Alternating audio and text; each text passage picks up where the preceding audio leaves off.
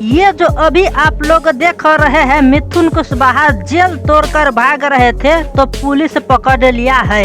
पहला गलती इन्होंने ये किया, खेसारी लाल के बेटी के ऊपर गंदा गाना गाया। दूसरा गलती इन्होंने ये किया, जेल तोड़कर तब भाग रहे थे। इन दोनों गलती के देखकर थाना में पुलिस बर्फ में सुताकर नीचे से इसे ठंडी दे रहा है और ऊपर से इसे डंडा से गर्मी दे रहा है। पहले तो ये खेसारी लाल के बेटी पर गंदा गाना गाया। दूसरा गलती इन्होंने जेल तोड़कर भागने की कोशिश किया, तब इसे आज बढ़िया से सजाई दे रहे हैं। अब मिथुन कुशवाहा के दिन दुगुना रात चरगुना बीत रहा है। खेसारी के बेटी के ऊपर गंदा गाना गाने के सजाए इसे अब भारी पड़ चुके हैं।